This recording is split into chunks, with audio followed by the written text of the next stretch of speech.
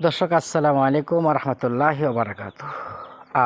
আজকে একটা কিছু তুলে ধরার চেষ্টা করব।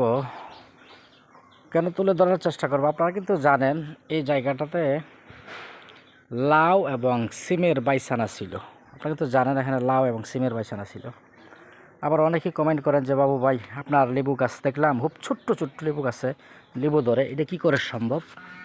তো আমি কিন্তু গল্প বলি না, আমি কিন্তু বাস্তবটাই তুলে ধরার চেষ্টা করি। এই যে দেখেন, এতে লেবু কিন্তু পাড়া হয়েছে, দেখছেন? লেবু পাড়া হয়েছে, এই যে লেবু সাইজ হয় নাই, বড় হইতেছে। আমার গাছ কিন্তু আসলেই ছোটো, অত্যন্ত ছোটো। এই যে লেবু, তো দেখেন আমি কিন্তু বয়সা ভিডিও করলাম। এই যে দেখেন, যদি একটু উপরে থাকে একদম ছোটো। তো এই এই জায়গাটা আজকে ভিডিও করার উদ্দেশ্য হচ্ছে, এই যে গোবর ছিটায় রাখছে, এগুলো শুকাইলে আমি কিন্তু গাছের গোড়াতে দিয়ে দিই।